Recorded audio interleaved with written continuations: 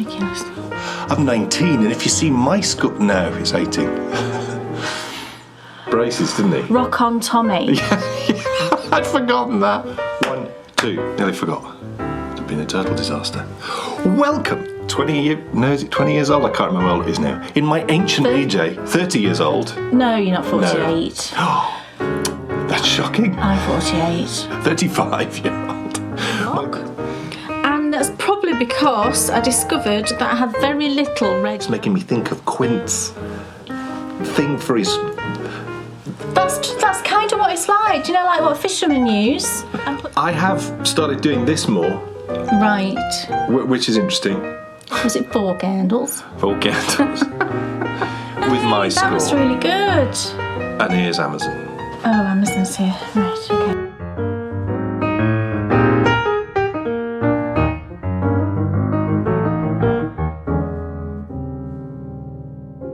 Welcome, everybody, to episode 139 of the Bakery Bears video show. Oh, yes. 139? Yes. I thought it was 140 for some reason. No, 140 is our Christmas special. Oh, yes. Oh, yes, that's in 2 weeks. But we have so much to come before that, because this is a show and a half. Why, you ask? Why? Because we have... Thank you, caller. Because we have broken needles. Oh... I've got it right there to show you. Please show them that they're already... Oh, you want to see now? Do tell them. I was knitting away on something which I'm going to show you shortly. I wonder if did I keep the little tip bit? I did, look. Look what happened. Can you see? I mean, I suppose it's wood and that can happen. And look, I mean, there's the... I mean, I they're can't. your favourite needles and you've used them a lot, haven't you? I can't show it to you, but look, there's the little... tip that broke off. I was just knitting away, and it just all of a sudden there was like a little bit there, and I'm like, what's that? I was like, oh my word, I've never had that happen before. No. I can only presume, yes, it's because it's wood and maybe, it just was a little bit weak at that point. Yeah. I have used this tip. It's higher bamboo.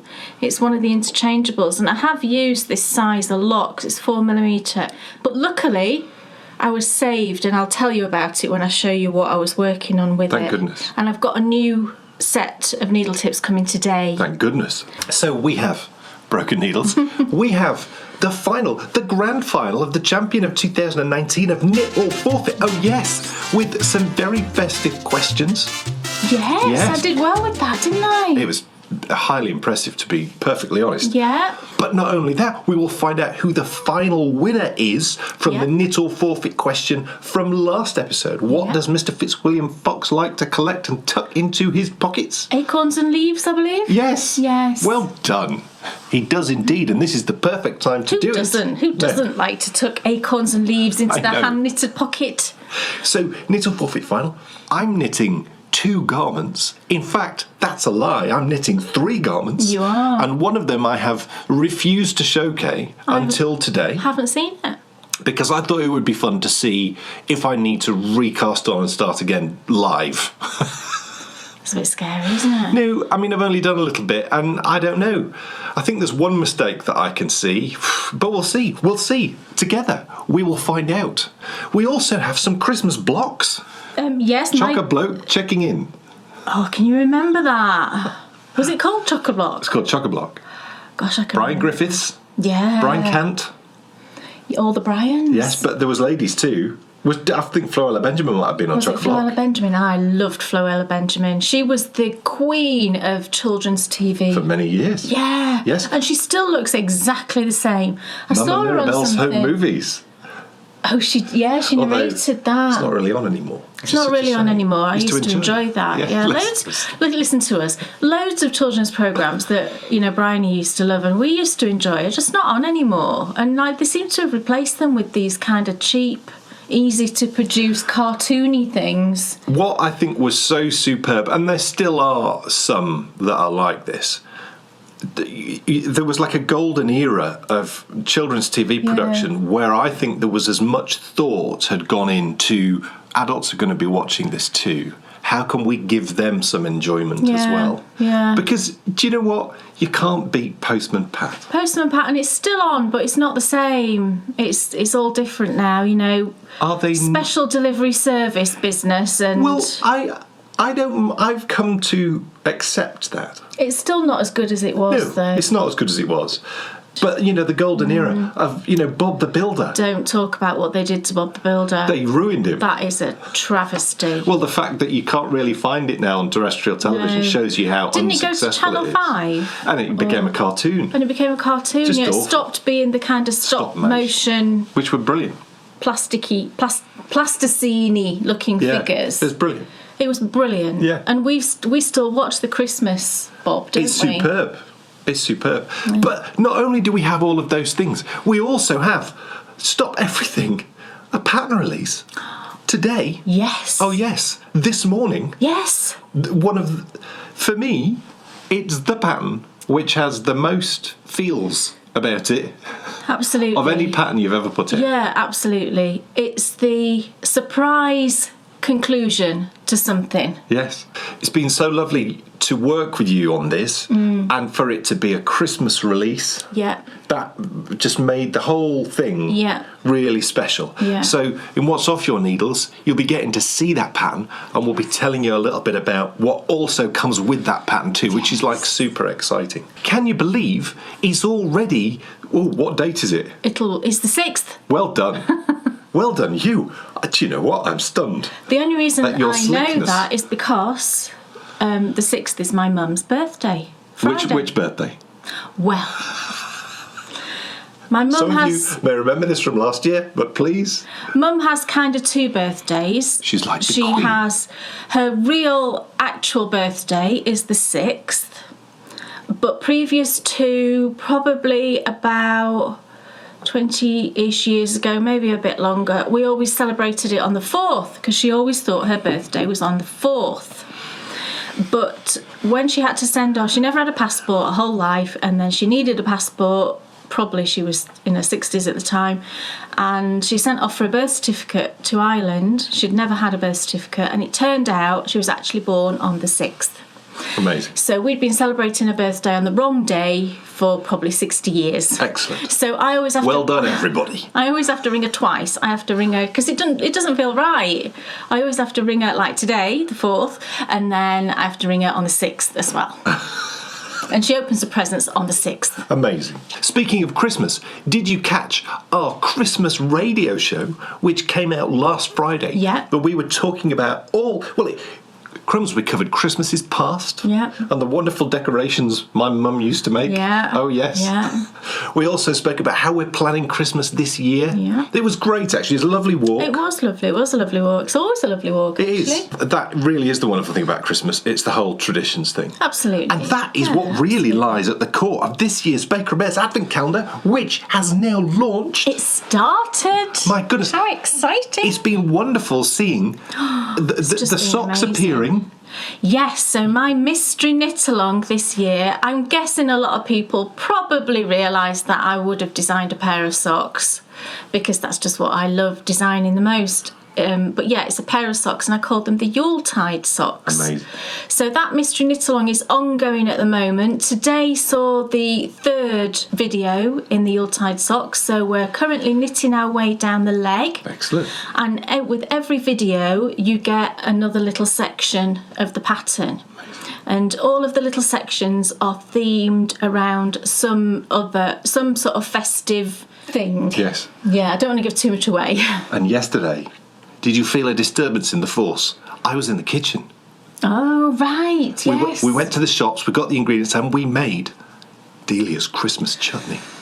Which, it makes sort of 2 huge jars and then 1 normal sized jar, doesn't it? And we've totally eaten the normal sized jar, and we're into one of the huge sized jars currently. The beauty of this chutney, though, as I said yesterday on the little video, is you can just eat it immediately. Well, we do. It tastes great. It does. You're supposed to leave it a month. Delia says to leave it a month. And the batch that we're eating now has had a month maturing. Yeah. But the first one, we ate it like the next day. We're not here to talk about chutney. We're here to talk about knitting, and it's time for us to find out. Kay Jones, what's on your needles? Right. So I've picked back up my Stitching Time blanket. It's your Christmas blocks. I'm currently knitting a Christmas block, but what I did, you might not remember, but the last time I showed this, I'd knit the next row of centres and I was bordering those centres. So I finished all of the borders and I seamed that row onto the blanket, so I can show you where I'm up to. And this is going to be a bed runner to run sort of along the bottom of our bed. I'm looking forward to it being done. Oh, thanks. No. Listen, I mean that in the positive. Listen to it. I'm looking forward to it being done. No. I mean that in the most positive of senses. Do you know what I mean? Yeah. You know, nothing worse, is there, than work out. someone knitting you something you're thinking, oh my goodness, when that's finished, I'm going to have to use it. It'll be all itchy and oh no.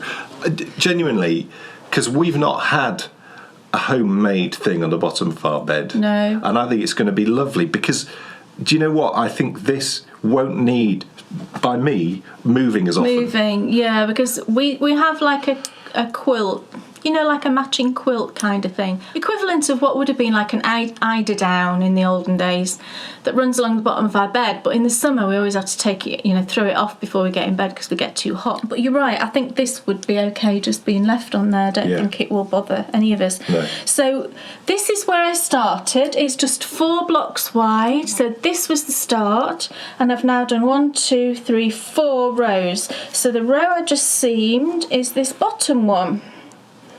Pink, right there. Can I get it all in? There we go. Pink, green, orange, and then brown. Look at those colours. Yeah. Can we see the top row again? The top row. Because I want to... Oh, crumbs, there's so many rows. No, there's only 4. Yeah, I know. It's currently 4 by 4. All right. Oh, it's so It's tricky. 4 by 4. It's so tricky to pick a favourite. I can't get it all in. Do you know what? I think my favourite is that one. The grey one. Would you believe it? I wouldn't, because I nearly didn't put that one in because I thought the greys all looked too similar, which they do. Well, I really like it. But I decided that it's wasteful not to use it. And actually, in the grand scheme of things, when you look at it as a whole, I think it's fine. I was dubious about the brown one, but actually I really love that brown one now. It is really nice. It's very autumnal. And I love this sort of orangey one. Both of those are autumnal, actually. Yeah. So I seamed that on. I love doing the seaming. It's not a bother to me at all. I'll show you the back, actually. People like to see the back, don't they? Like to inspect the Is back. seaming this the same as seaming a garment? Could you adopt the same techniques? You could. I mean, I just use mattress stitch. Right. And a lot of people do use mattress stitch to seam their garments. Some people don't. Right. But I think probably the majority of people would mattress stitch sort of side seams and things. So yeah, And that's the one that goes like a zip, isn't it? Yeah. It's a really good practice if you'd not done any seaming before, because it's a blanket and it doesn't really matter if it's a bit higgledy-piggledy. It just more forgiving, adds to it just adds to the homemade sort of element. But here's the back, and you can see you do get those seams, but I think it's totally fine when you look at it like that. It's totally neat to me. I don't have a problem with it. And I really enjoy, like I say, I really enjoy the seaming. I think it's just something different to do. Yeah. You're not knitting, but you're creating still. Yeah. And it always feels like I've finished something. I've seamed all the little blocks together, and then I've seamed the row, and it doesn't take that long. The thing is, though, it's adding another aspect to the craft of knitting, because if you're just knitting pieces and it be like me now, in the round, done, finished, that's one way of approaching it. But now, speaking from someone who has started to knit things in the flat, I find it interesting to think, how's this going to come together? It changes the way that you think about something. And also as well, it's exciting then, because here's all my bits and pieces, and then work a bit, and now they're all together. Yeah, Lovely. and I really enjoy, because I'm theming each block on a colour, it's just really nice to sort of look at the blanket and think, right, what colours do I want on the next row? And then you go into your stash and you pull out all the colours, and it's just really, I just really enjoy doing all that. And then it doesn't take long just to knit up, the 4 mitered squares, because this one has only got 4 mitered squares. My actual Stitching Time blanket pattern, I did 9 in each block. Right. But it's absolutely no different. whether you're doing 4 or whether you're doing 9, it's exactly the same process. You've just obviously got less stitches when you're picking up along the edges. Everything else is just exactly the same. So I've started on the next row of blocks, and I already had this one finished. I think when I was last knitting the centre bits, I just was enjoying that, so I just kept knitting them. So I've already got a blue one ready to go, which I think is lovely. I know that that one's mine, and I know that that one was dyed by Sasha, my friend Sasha. That one I think is Sarah's Texture Crafts, and that one, I don't know what that one is, but lovely blues. So because now we're into the festive season, I thought I'd do a red block because I haven't done a red block. And that's probably because I discovered that I have very little red yarn. I just don't have red yarn. It's obviously not a colour that I'm drawn to, but I managed to find enough. I mean, isn't that funny that you say that? Because that jumper... Yeah, you see, I don't think of this as red. But it's close. It's not far off, is it? No. If you hold that against that. Yeah, it's more that one, isn't it? Look. But it's a red shade, and you look great in it. I know. But I'm just not drawn to knitting with red for some reason. So I'm bearing that in mind for next year, that if I'm purchasing mini skeins or anything, that I'd just try and purchase a few ones that have got reds in them. But I did find enough. So this is where I'm up to. I'm on the 3rd little mitered square. I started with this one, which is a Cuddle Bums yarn. I've never used any of her yarn before. It's very nice. I purchased from Cuddle, I can't say it, Cuddle Bums. Or is it Cuddles Bum? No, it's Cuddle Bums. Yeah, Cuddle Bums yarn. I've said that enough times now. Like Cuddles Bums? No, that wouldn't have been right, would it? She was doing like this Christmas cracker which was full of little 5-gram minis. There's 20 altogether. She dyes very bright and vivid colours, which is something that I'm not usually drawn to, but I thought it would be really useful for mitered squares. And they're lovely. They come little twisted little hanks, and they're all these kind of really bright colours. So I started with that one, which is super fun. I then added, this is the Cascade Heritage in Christmas Red, perfect. And then this one is a mini from Kelly at Lay Family Yarns, and this is the mini that I used as the contrast for my Mr. Fisher socks. So it's like Mr. Fisher's jacket. And then the 4th one, I'm having to use a commercial yarn. So far it's been... You are not. I know. Quite happy to use commercial yarn, but the reason I'm not entirely happy is because so far all of this is hand dyed. It's all hand dyed yarns, but I just literally went through everything and I couldn't find any. Look at that one though, it's lovely. Hand dyed yarn that was suitable, that had reds in it. So I found this little opal. That's obviously from an advent calendar. Advent calendar, yeah, which they don't do anymore. It's nice that you're getting some use from it. I know, because I made you some socks out of it, but I've still got loads left. Yeah. And I think there's 2 advent calendars worth in a bag. That, and it needs using, to be fair. Do you know what I should do? I've seen people who have made just like granny stripe blankets out of their opal minis, and I should totally do that because it would just be fun and crazy coloured, and it would be really nice. But yeah, I found this one. It'll be fine. Listen to me. It's only one little square, isn't it? But I am quite particular. So yeah, I'm just really enjoying that, and I'm using 2.75mm. I use these little homemade straight needles for the mitered squares, and then for the edges I don't love these needles, but I started using them, so I'm just sort of carrying on just for gauge's sake, if you like. I'm using some Knit Pro carbons, which I think are like, what are they? 12 inches long, are they? I'd say. And again, 2. You just had a conversation. I did have a conversation with myself, which excellent. is very common. Again, these are 2.75mm. I just don't care for the carbons. The tips are not very tippy. They're a bit blunt, and I just don't like the way that the metal is joined onto the carbon. But to be fair, for doing the borders on these, it's totally fine. And because I've been using them it's kind of just tradition now for me to carry on. It's good you're getting use out of it, to be honest, isn't it? Because if you weren't using them for that, what else would you use them for? Nothing. There you go. I think I bought them originally when I was knitting little cotton rabbits. Right. Because that's all knitted flat. Yeah. And Julie always uses little straight needles, so I wanted to use straight needles. So I'm bordering it with Cascade Heritage just in white, which is lovely. And that's the last I've got of that, actually. I need to order another skein of it next time. I think when I looked on Wool Warehouse the last time, they didn't have any white in stock, but I know they'll get it back in.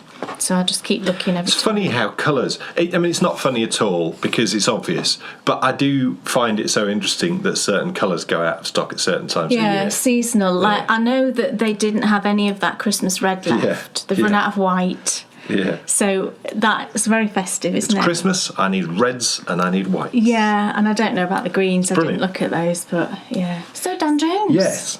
What's on your needles? Well, look, I need to apologise because I said I wasn't going to show this to you until I got to the colour work, but I'll tell you why I'm showing it to you, and that is this. I saw an opportunity to knit on this for a good proportion of time whilst filming today's show. Oh, right. And I want to get this thing done. You want to get through that bit, and don't I've you? made an awful lot of progress, so I wanted you to see the progress I made because I'll be honest, I need encouragement. I'm not bored at all, which is great. I've not been bored one little bit. I just want to get through it, and I want to get through it not because I'm not enjoying it, I want to get to the colour work. I don't know why I feel slightly fraudulent because I feel like I'm exuding all the things that I would exude if I was bored with what I was doing. Right. But I'm not. I just want to get to the colour work. I understand. I'm not like as I'm knitting it. It's perfectly fine, and I do think that you're just keen. I'm very happy that I've got to a place where plain knitting is not frustrating me because historically it always has. It's unfair of me too, I think, to say plain knitting.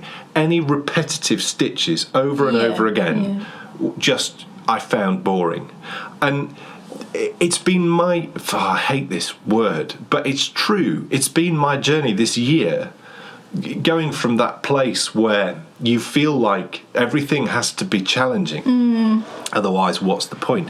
It sort of fits with how I used to view reading, and maybe that has grown from that whole, okay, I'm going to read, because... You know, my view on reading was always, well, I need to be gaining something from this. Yeah, otherwise, what's the point in reading it? I'd view gaining something in a different way to you. Well, it took... You meant learning something, didn't you? It took my... You know, it took our daughter ridiculing me, quite rightly, to make me stop and think, hold on a minute. Yeah. And, you know, now, what am I doing? I'm reading... the follow-up to a book that I read last year called Friend Request. I'm loving this book and I'm learning nothing. It's complete fluff. But you're enjoying it and you're right. You know, it's relaxing you, and so you are gaining something because you're gaining the, you know, the enjoyment of knitting, of reading. The more I think about this, how I've approached my knitting, because as I discussed, I think 2 episodes ago, with regards to how am I going to get through this, don't do this at the time when my brain needs the challenging stuff. With the reading, I read the fluffy stuff at bedtime, and earlier on in the day, that's when I read this. You're nearly through that, aren't you? Yeah, I got so frustrated. It's the thing, isn't it? With history books, what's so frustrating is you think, oh, I've got ages to go, and then you find out that actually all of that is the bibliography. Yeah. No!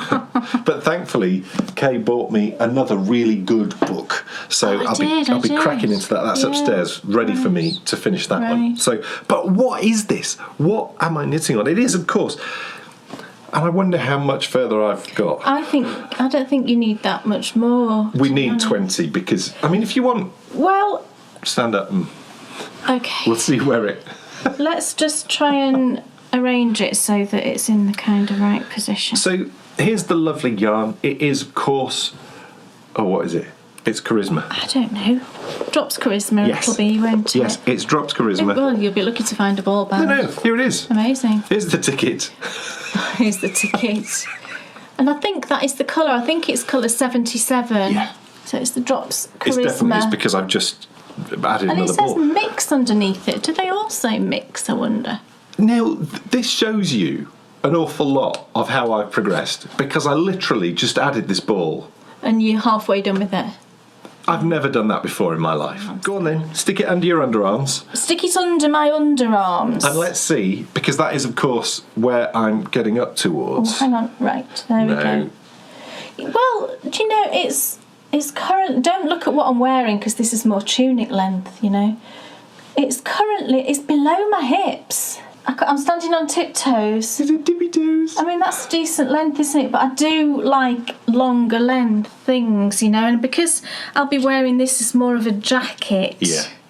I think that's why we said... We looked and we measured and we felt that 20 was inches, the right. Yeah, was about right. But look how much he's done, though. Look at that. And I'm getting an awful lot. It's amazing, isn't it?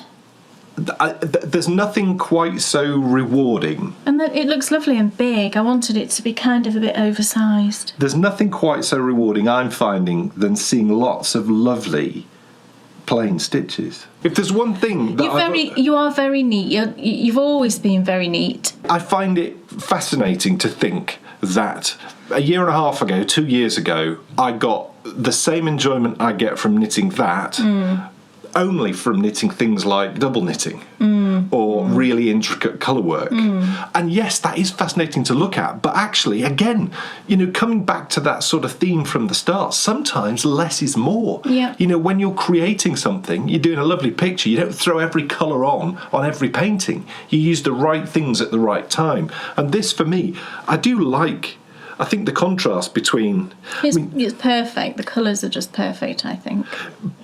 I think that tail might be a little bit too long. That's the tail end. Yeah. I think we've got enough to weave in there. I did the long tail cast on. So this is the Clear Quat.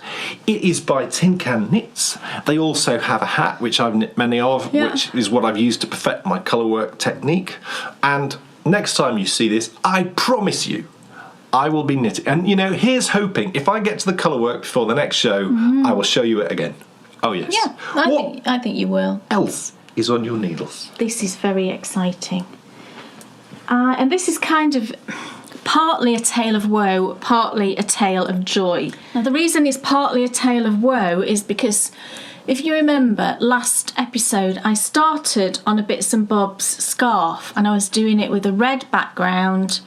And I thought, this will be so lovely for Christmas, and it's just really lovely and everything I said. And it is really lovely to work on. However, I realised that I just didn't like the red. What was I saying about red? I don't know what it is, really. It's just too strong a colour on that. I think it's too strong of a colour. And then I remembered that when I was designing the Bits and Bobs blanket, I did tons and tons of little swatches. And because I was deciding on what to do about colours, and the ones where I used a darker, not necessarily darker, a brighter background, I wasn't keen on them. And I should have remembered that. So it got ripped off the needles, but I kept it just to show you. And the other thing was, I thought it was too wide as well for a scarf. You know, I suppose wrap-sized it would have been fine, but for a scarf I just felt it was too wide. So I made the decision to stop knitting that because I wasn't fully enjoying it, and there's no point if you're not enjoying something. So I pulled it off the needles and thought, that's that, and just let's chalk that up to experience. However, last weekend, it was when I was walking actually, and it was on the 1st, so it would have been the Sunday. I was having my walk and it suddenly dawned on me. I thought, I don't know why I started thinking about it, but I thought, do you know what? I've wanted to for ages to convert my Bits and Bobs blanket into the round so that I can knit a cowl, and I just never found the time or got round to do it. And I was walking, I was thinking, how would I do that? How would I convert it in the round? And I thought about it all the way walking back, and then I got home and I just charted it out and worked it out straight away, did a little swatch and thought, yeah, that's how I do it, and decided to actually cast on a cowl and have that as my Advent project. And I've started it and I absolutely I'm bonkers about it. But first I'll show you the bag. But I saw this bag on Instagram, I believe it was. Yes, the bag maker had posted this on Instagram, and I was like, oh my goodness, I really love that bag. I'm going to go and have a look in the shop. And I decided to buy it. And it's by Yarn Magpie. It's Christmas themed, but it's pink. Had to have it. Look at this. And it's like patchwork. I mean, give me patchwork and pink and festive, and I'm just all over it. Look how lovely that is. I love this one. I love the gold. But of course the Santa is fantastic, isn't it? That's got to be like some sort of hot chocolate, hasn't it, with whipped cream on the top. And I just love it. And it's pink inside. Gorgeous. So I thought, right, my cowl's going in there. So for this one, I decided just to do what I knew I loved and what I knew worked with regards to colours. So my background colour is Cascade Heritage in Snow, which is my very favourite, and I've used it so many times. I've ordered some more of this actually, because again, this is my last skein that I'd got, so I've got some more coming today. Because I'm not sure at the moment how much yarn this will need. But I worked out, so I did a swatch, I worked out what I thought was the right number of stitches to cast on for just a single loop cowl. And I cast on, and I'm knitting away. And look how lovely. So I think this is just perfect size, look.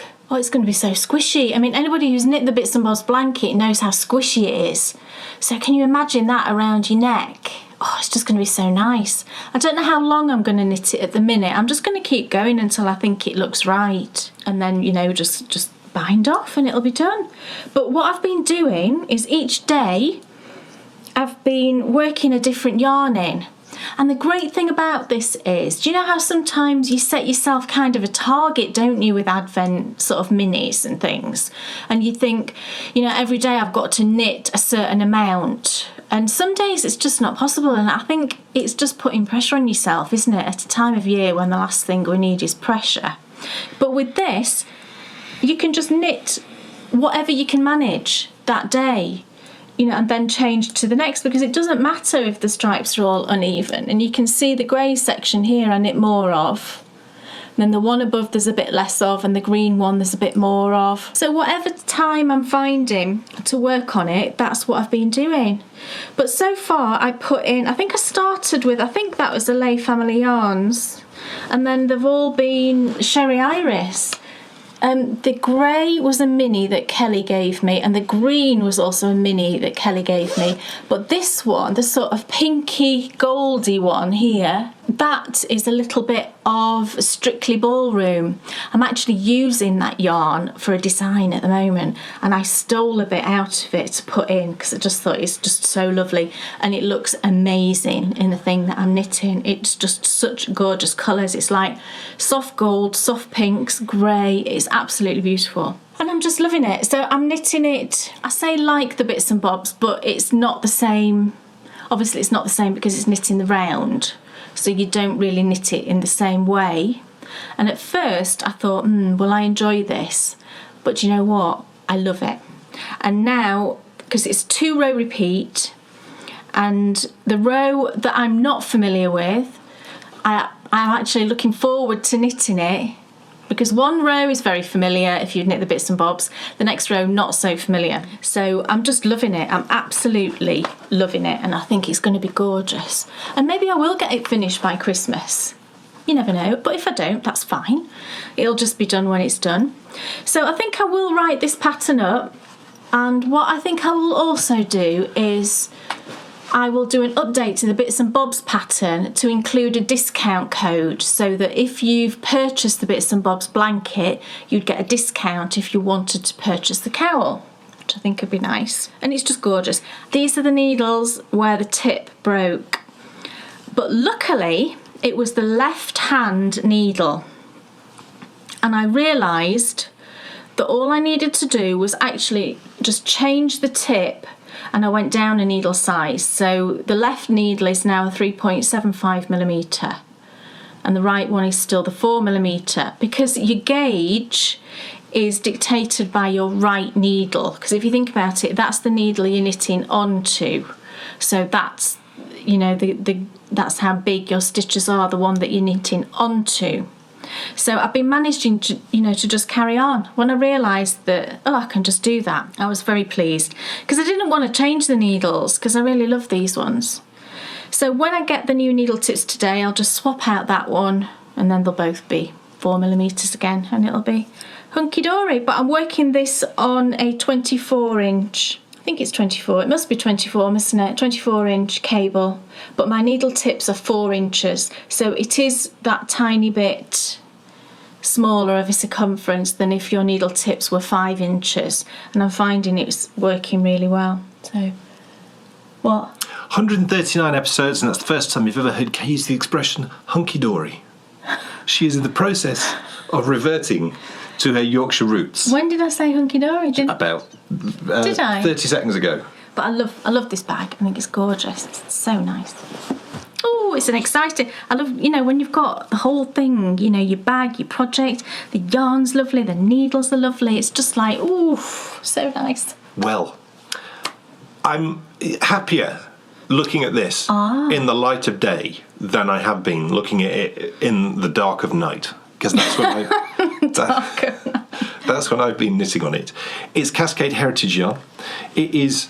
No, it's not Cascade Heritage. It's not Cascade Heritage yarn. It's Cascade 220. Sorry. It's Cascade 220. And it is the Oban by Baby Cocktails. Yes. And I'm knitting it flat. And before I give it to you for your analysis... And this is a sleeve, isn't it? Yes, it's not the body of the jumper, unless it's for Big Teddy. It could have been a front if it was a cardigan. How cool is that? Oh, I'm saying. It could be. I should knit... Oh, I want to do that. Oh, what? Could I do that? What? Could I knit something for Big Teddy? I've knit something for Big Teddy, I feel like maybe I should. You just need to make sure it's like a premature baby size and it fits Big Teddy. Big Teddy rules. Oh, he's great, Big Teddy. We love Big Teddy. So... This is a sleeve, first time I've ever knit flat, and I'm finding it an interesting challenge because coming back the other way, it just messes with my head a bit. It's hard to describe why. I think when you're used to just going round and round, you're used to, okay, well, I know what the cable round looks like and I know what everything looks like, and so off we go. With this, I'm having to refer, I'll get used to it, won't I, the further through I get, and I'm finding myself getting more used to it all the time. But, looking at a cable round from the back, it doesn't look anything like what it does from the front. No. And that's sort of quite interesting to see you knitting from a whole other angle. But, please do take it away and have a look. There's certain interesting things have gone on, but, looking at it now, I feel like, what, tell me. Well, that's completely wrong. Yeah, well, let's show. Okay. Let's show. So I'll hold it up if you want. Well, no, because you're pointing. This isn't right here, is it? I'm presuming it all needs to look like this. Well, yeah. And this bit's totally wrong. So maybe I've misread the chart at that point. Yeah, so this bit's wrong. The garter ridges here are wrong. Where? Here and here. Why is that wrong? Because you're not working garter ridges. Like here, that's all purl. If you look on the back, look, it's all knit. Right. When you're working a garter ridge, it looks the same from the front as the back. Right. So what have I done? So like here, these are all purl rows, and you should, with the garter ridge, you've got separated garter ridges. What have I done wrong? There should be a knit. You've got 3 purl rows there. Right. Purl, purl, purl. Right. It should be purl, knit, purl. So what have I done wrong on the chart? Because I need to understand where I've gone wrong. This is knit flat, isn't it? Yes. So I don't like reading charts that are knit flat because the same symbol means 2 different things, doesn't it? So whether you're on a right side or a wrong side row. So is that perhaps... Because that's where I've gone wrong.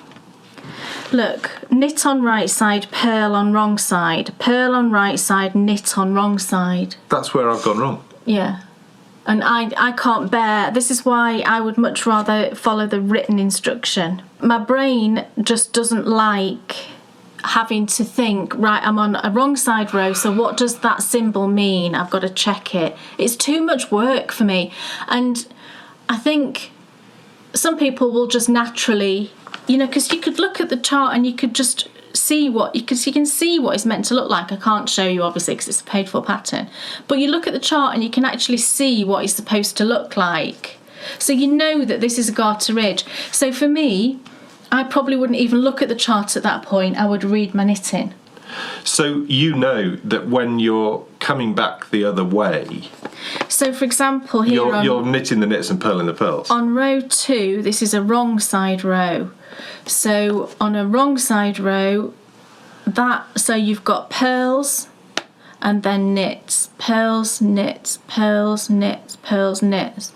But when you're on the right side row, that symbol is not a knit, it's a pearl. Yeah. So what I've been doing is I've been reading it as if I'm knitting it right side rows. Yes. Sometimes you are getting it right and sometimes you're not. And I think that's why. Well, I can guarantee you what I've been doing wrong is I've been reading it. I've forgotten that on where you're knitting flat. Yeah. The symbols are all the same, aren't they? They all mean the same thing. But when you are knitting flat, then, like I said, the same symbol means a knit on one side and a purl on the other side. What I can't make sense is when... Can't be doing with it. What I can't make sense is, right, when you're on row 3, for example, that looks like... That then is a straight row of pearls all the way across. Well, look, no, these are the odds right side rows. Yes, row 1 is a right side, so the odds are right side rows. So this is a right side row. So on a right side row, these are knit. So you're knitting because... But how can it be? You've got all pearls. Should it be on a pearl background here, or should this be knit? No. That bit there. Oh, right, okay. So we're ignoring these side bits. You see, this is the other thing. The chart only shows this area here.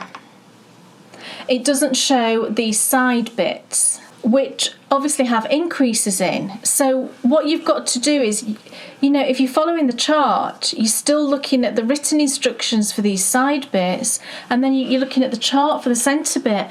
I don't like that. If I'm going to have a chart, I want a chart for the whole thing. Yeah. Is that just me, or I don't know whether it's just not common practice to do that, or... When obviously you're on the right side and you're looking at a cable, when it's not a cable twist row, you're just knitting, because this is knit fabric. Yeah. Yeah. So can I just ask? So for example, on row 1, I'm cabling. Yeah. So then when I'm coming back the other way on row 2, because that's when I'm knitting the wrong side. Yeah. I'm purling the cables. Yes, that's right. And then I'm knitting. Yes. That is where it's gone wrong. Yeah. It's gone wrong because I've been reading the chart wrong. Yeah. And shall I tell you one of the problems I've been having? Well, I can't show it to you, it's a paid for pattern, but it's the first time, if I take the Cascades chart, for example, and Michelle Wong pattern, to be fair, all of the charts I can think of that I've knit in the last couple of years, if I'm sat with the chart, down on a desk, I can read the writing on the chart. Well, I can't read that writing from here. It's so small. The writing's too small, so I'm constantly having to pick it up and look. So what I've done is I've been lazy. I've not properly looked at the chart, and I've just slipped into what I'm used to. So to be honest with you, I suspected this was the issue, and that's the reason why I stopped. Right. Because I thought I was going to have to do it again. The way that it's written, so we've got the chart, and then underneath you've got sleeve chart written instructions, which is just that centre bit. I need to look back here then, it's over a different page. So where do you read about increases either side? Here. Oh gosh, right. You see, this is what should it all just be on one page? On one page for starters, yeah. But also it's very disjointed. So first of all, you've got to read the section about the shaping. Yeah. And you've obviously got to remember what you're doing with that. And then you've got to start and look at the chart for that middle section. And obviously then to remember what you've got to do on each side, you've then got to go back to the other bit of the instruction. If it's going to have a written instruction, to me, what I would do if I was writing this pattern and I was writing the sleeve is if I'm going to do a chart, I would chart the whole thing. So I would chart the complete row with the increases. Yeah. And then the written instructions, I would again have the whole row. Because surely that makes more sense, doesn't it? Or am I just talking absolute rubbish? No, it does make sense. I mean, the bottom line is, as I've said on a few of the patterns, it's only 2 of the patterns where this has been an issue, and that is the Oban and the Cascades, where you're flicking between 2 set. You're flicking around when you're just knitting on something that's what. Do you know what I'm trying to say? It's just frustrating, and so it increases the work you have to do, and then that removes a certain amount of concentration, which then leads to me not reading the chart properly, and then me needing to recast it on. But I suspected this was the case. I wanted you to see it and us to break it down in real time, because I think it's interesting, isn't it, seeing how a novice like me, who's approaching knitting flat for the first time, what mistakes I've made, and hopefully that might then help you. What did you even do here? I purled all the way across when I should have knit. No, you didn't. Well, You've done knit one, purl one. Oh, well, that's what I've done there. So there we go. Yeah. Look, that's enough, Oban. Okay. It's time for us to find out what else is on your lovely needles. Well, the last thing I've been working on is actually another blanket. And the reason is that I just want to get this done. It's the crochet blanket. That's not the only reason that I've been working on this, actually. It's because I love it. And yes. I actually, you great big fibber. I actually had to stop, didn't I? Can you remember? There was one, I think it was last weekend, I think I did nothing but crochet on this. I didn't, not all day, I don't mean that. I mean that when I was doing when I was having my crafting time, I was only working on crochet, and I could feel it in my shoulder that night. And I said, right, I better stop for a little bit. And I was worried I was going to... These healing hands to the rescue. Well, I was worried I was going to... For the first time ever. Yeah, I was worried I was going to wake up the next morning and not be able to move again, which is what's happened before. However, I asked Dan if he would just... It's like the area, it's like, do you know where your shoulder blade is? It's like an area of your shoulder blade where presumably the muscles must join just After there. many years of trying, I've actually now... He's rubbish at doing any kind of massage, and I think it's because we've concluded it's maybe because your hands are quite big. I was rubbish until I did that one. Yeah, well, this was brilliant. So I said, right, I'm just going to lie on the floor, and you can just try and locate this area. And you did, and it was absolute murder. It was so painful. But after about 10 minutes of agony, it really eased off. And I said, you know what? That's loads better. Healing hands, baby. It's loads better. And the next morning, it felt a bit twingy, but it was all right, But I still didn't crochet again for about 4 days, I think. I just gave myself... So at least now I can recognise when it's becoming an issue. And I know what to do to resolve it. Yeah, so that was really good. And it did it feel lumpy on that bit? So it's obviously just a muscle that I think I'm, the way I'm holding myself or whatever. But I'm recognising it now. And when I'm crocheting just lately, every few minutes I kind of think about it and just sort of correct my posture a little bit. And that's been really helping. So this is Bryony's Crochet Granny Stripe. And it's now at a stage where it is actually taller than it is wider. Not by much, but it is. I did think about having it square, but there's just something about a square blanket that's a bit weird, and I decided not to have it square. And I think it's probably because we're not square, are we? We're rectangular. Do you know if you square us off into a box? It's a rectangle, isn't it? It's not a square. I think about being squared off into a box. Oh, you know what I mean. Yes. So I thought, right, no, I'm going to keep going for a bit, and I'll keep going as long as I've kind of got until I think I've got to now do the border, otherwise I'm not going to get this finished. So I'm keeping going. This is kind of where I'm at. Last time I showed you, I was in that fluffy section just above the rainbow bit. So I've done all of this, which is about 7 inches. I measured it. But isn't it nice? You see, the reason I'm really enjoying it is I'm back into like my sort of comfort zone with colours. I'm kind of ignoring this rainbow bit. because it's just a bit too bright for me, but I know that Bryony will love having that rainbow in there. So I'm very much enjoying just getting back to these lovely colours. Oh, I think it's so nice. And I'm currently putting in this lovely lilac, which was a gift from a friend, and it's this yarn. I'd never heard of it before. It's called Emma's yarn, and it's this huge hank of yarn, so I know that I've got loads, I've got plenty to actually allow myself to put some in. It's called Lady Lavender, and you actually get 600 yards. It's 150 grams, so it's like a lovely big skein. So I thought, yes, I can put some of that in and still have well over 100 grams, for socks or whatever I want to do. This is how big it is. Oh, gosh. Okay, so it starts down there, look. And it goes on and on and on and on and on and on, and then I'm there. So it is a great size now, and I chained 200, and I think if I was to do another one, and I am planning another one, I'm planning another one with all of my Sherry Iris minis, and I bought some more. I'll show you in Endy Bits. But I think I would probably chain a few less, because as a lap blanket, I think it's probably a bit too wide as a lap blanket. It's like this wide, look, there's the other end. And there, see, it covers pretty much both of us. So as a lap blanket for one, it needn't be quite so long. So I think when I do my next one, I might do like change sort of up maybe 180, and I think that would be a good width as a lap blanket. I think I'm going to give myself maybe another week working on it, and then I'll just see where I'm at. I'm going to measure it again, and if I think it's rectangular enough, then I will stop there, and then I'll do the border.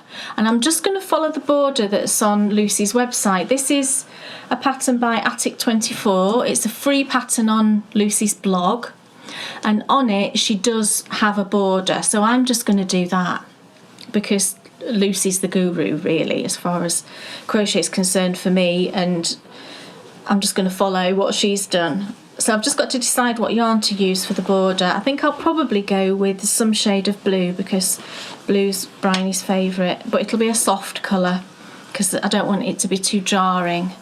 So it'll be a palish sort of, maybe an icy blue of some kind. But I love it, and I love working on it, and it's just so relaxing. Cool. So, yeah. That's lovely. Thank you very much. I love it too.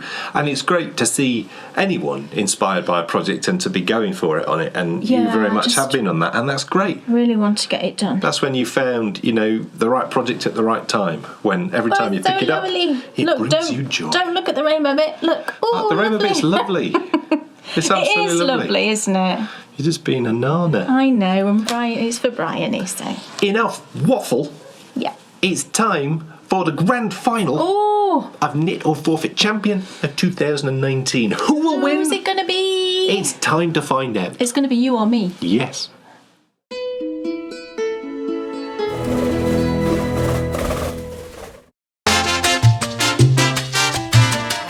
We have 10 questions, which are all about knitting. Cabin blanket. We have 3 lifelines. I've got a feeling the Black Welsh Mountain looks a bit more horny. The winner gets to choose anything that the loser has to knit for them. She will! Oh, Yay! Welcome, everyone, to the final round of Knit or Forfeit. It's the quiz show just for knitters. And for those of you, if you haven't seen the first 3 episodes of Knit or Forfeit, where have you been? But in case you haven't, I will tell you how things stand. The scores, I'd like to think, were slightly tighter than they actually are. Because last time, Kay's final round, she scored a superb total of 9, which gave her a grand score of 18. And when you compare that to my rather paltry 7, you would think that I was in trouble. But no, not in Knit or Forfeit, because yes, we have 10 questions, which are all about knitting. We have 3 lifelines in case I struggle to answer one of those questions, which are 50-50, ask the audience, and text a friend. But the key piece of information for you today in this grandest of grand finals is this. If I go for a question without hearing the multiple choice answers, I get 2. So, picture the scene. I answer every question without hearing the multiple choice answers, and I will finish on a grand total of 27. Now, the chances of that happening are slim. But the chances of me answering 8 questions correctly and 2 questions going for it are not quite so slim. I may end up actually tying. And in the event of a tie, it will all come down to those lifelines. So I think we should meet today's question mistress. And here she is. Oh yes, you know, when the year is progressing, when it's getting closer to Christmas, when I'm in my 35-year-old DJ and Kay is in rather lovely, that is, of course, oh yes, it's one of my favourites. I remember when we took the pictures for this. I'm cold, so I've got a cowl on. It was marvellous. The Philosopher's Cowl. It's the Philosopher's Cowl. We're here to find out who is going to be the champion of 2019. So, are you ready to ask me the first one? I am ready. Are you ready?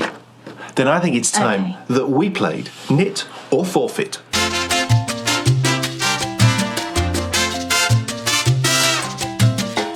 Okay, so question 1, and I've got a prop for question 1, and the prop is this. This is a blanket that I made about 5 years ago now. I couldn't believe it when I looked to see when I actually made this. Do you remember? And I made this out of King Cole bamboo cotton. It's a DK weight.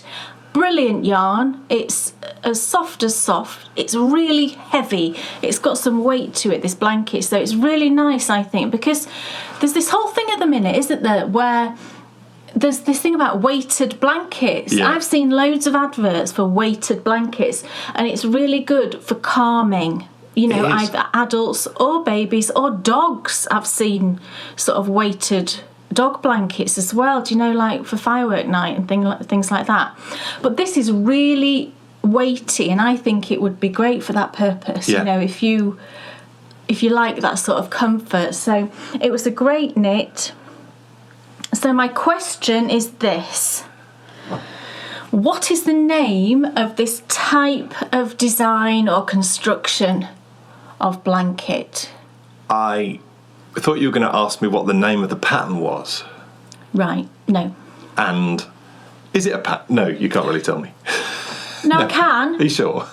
I think I followed a tutorial on, was it Very Pink Knits? Right. I think that's what I followed, but I'm not completely certain because there are lots of versions of this type of blanket. But I think that's what I did. Okay. I think I need to hear the answers. Okay. I was feeling torn because I felt like there was something screaming out in my head. I mean, and if this comes up now in what you say, then that's really cool because then, you know, it's 1 point and we're away. Yeah. But then there's another part of me which thinks if it comes up and I'm screaming it out in my head, I could have got 2 points. But I think we hear the question, we hear the answers. It's the risk you take. Yes. Okay, so here are the 4 answers. Is it A, a corner-to-corner blanket? Is it B, a log cabin blanket? Is it C, a pinwheel blanket? Or is it D, a colour block blanket? Well, that's just marvellous, isn't it? Goodbye point. Hello 1 point. It's a log cabin. Well, you should have just gone for it. And that's my final answer. Is he right? Yes, of course he's right. It's a log cabin blanket. Look, I'm happy with the point. Oh, silly me.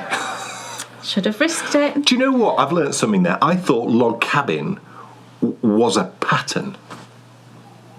Well, originally, I think the idea for a log cabin blanket came from log cabin quilts that were made in the same style with the strips. Lovely.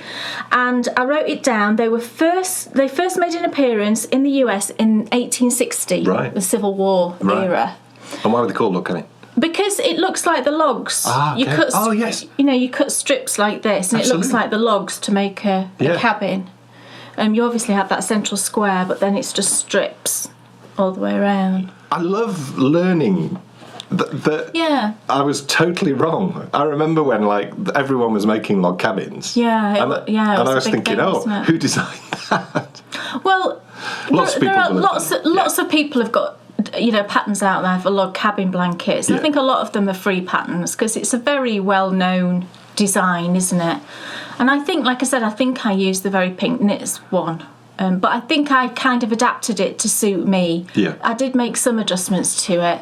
But it's a fantastic pattern and I remember absolutely loving knitting it. Let's look on the positives. Yeah. It was a great start, really, because I could have got 2. So here's hoping question 2 brings me 2. Okay, question 2. The use of camel fibre is now seen regularly in the knitting world. Baby camel down is considered a luxury fibre due to its cashmere-like softness. Ooh. Which area of the world are Bactrian camels native to? And that's the ones with 2 humps. No, I'm not going to go for it because it would be a total stab in the dark. Right. And, I have no frustration now because I don't really have a clue, but I have an inkling. Okay. So let's have the answers, please. So, is it A, the Middle East? Is it B, North America? Is it C, Russia?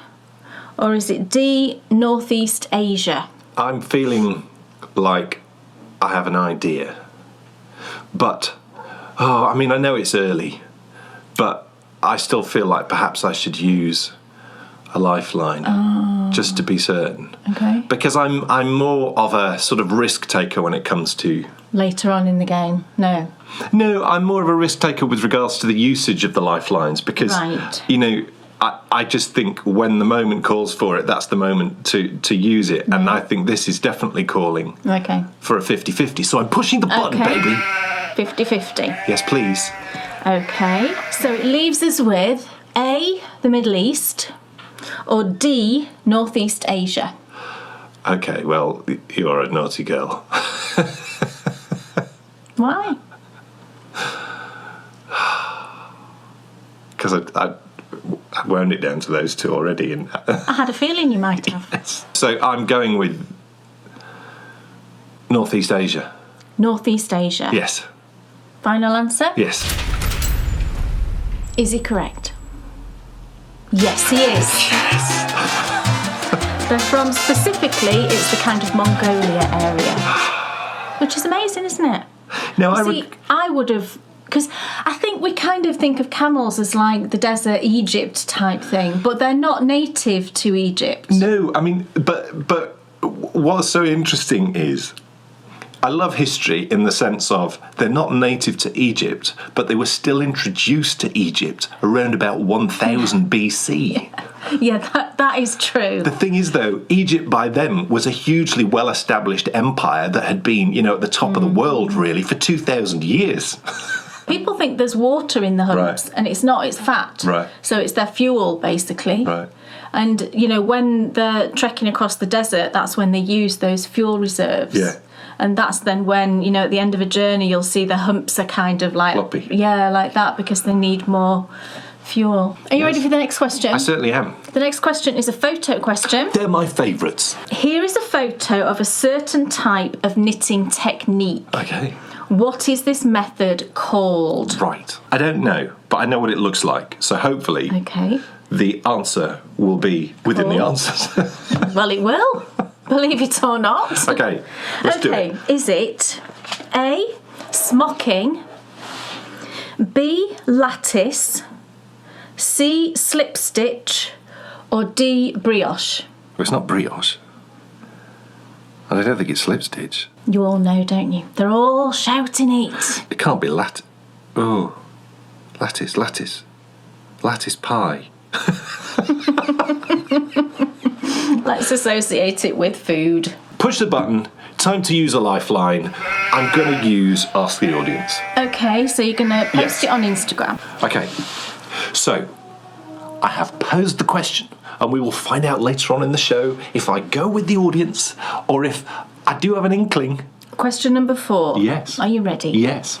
is another photo question. Exciting. This cowl design, published in January 2015, currently has over 7,000 projects on Ravelry. It uses 3 different colours of a fingering weight yarn. Its name is the 3-colour cashmere cowl. Who designed it? I have no idea. That is the designer underneath. I don't know if that helps you one tiny bit.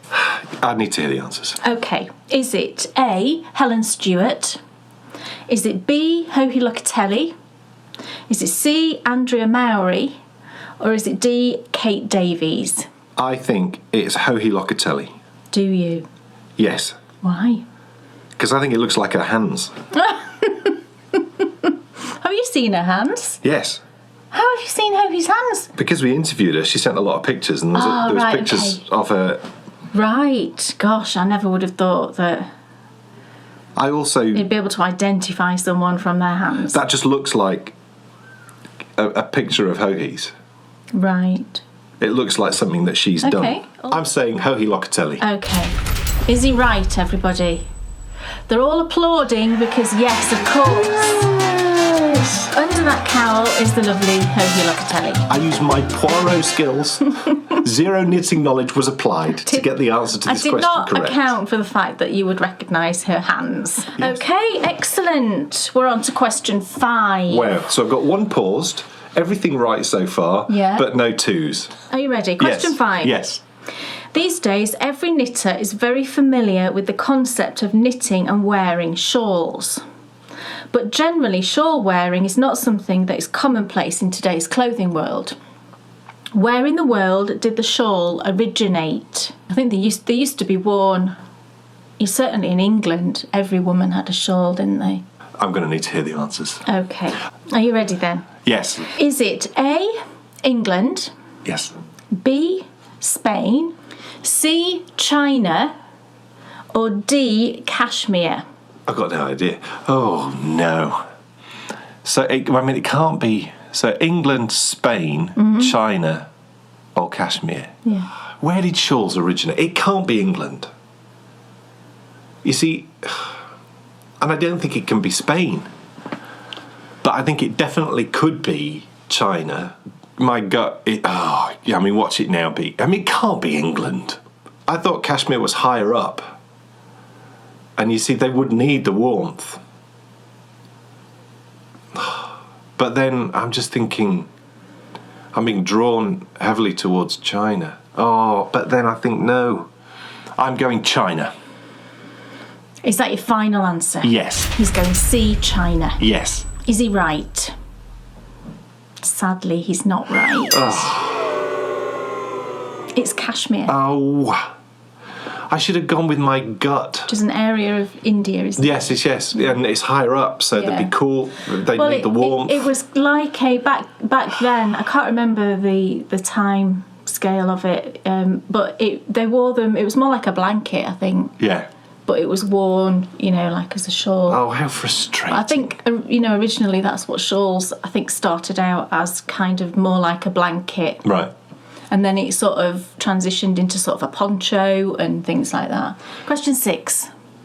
The fastest knitter in the world is currently a lady called Hazel Tyndall.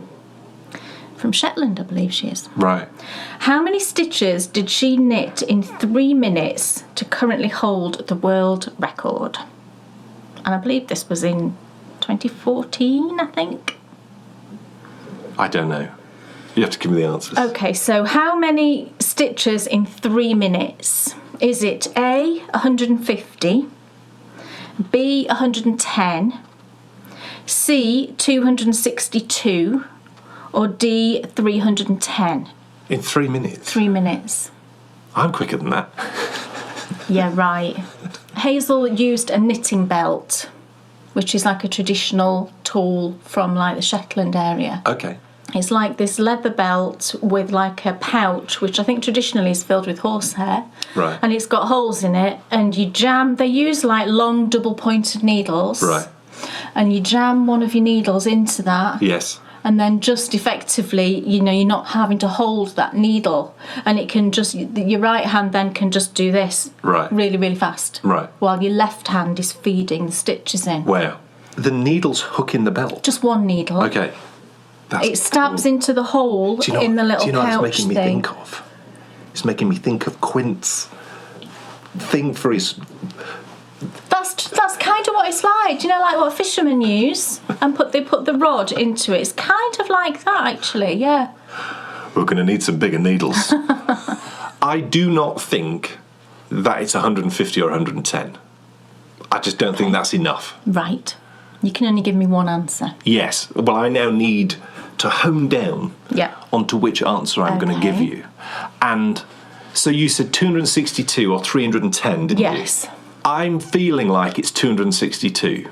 Okay. Because my sort of feeling is, and again, there's no previous knitting knowledge going into this, I feel like the way that you structure questions, you'd have put one in above the actual answer to try and tempt me into going for that one. This is all very technical.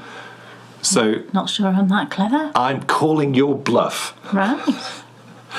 And I'm, with great tension and fear, going to lock in 262. Right. Final answer. Yes.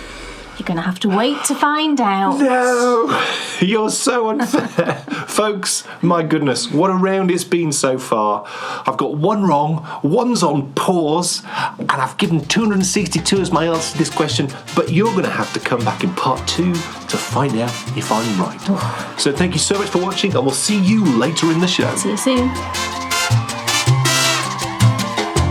Oh no! She's so mean. What's the answer? Is it 310 or is it 262? What do you think?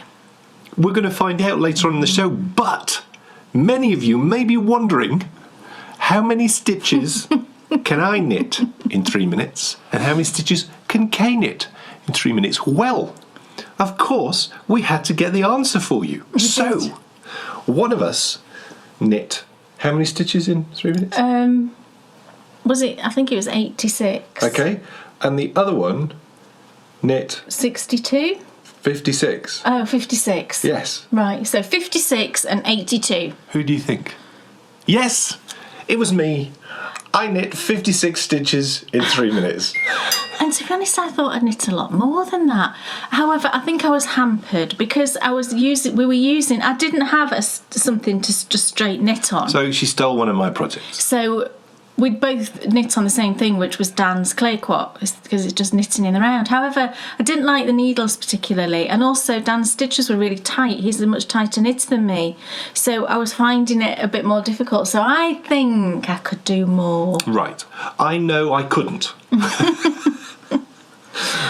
But do you know what? What I didn't do was I didn't go, right, okay, here goes. No, neither did I. I just thought I'll just knit at the pace I knit at, because it is tempting to just try and go as fast as you can. I have started doing this more. Right. Which is interesting. It will change your gauge a bit, that.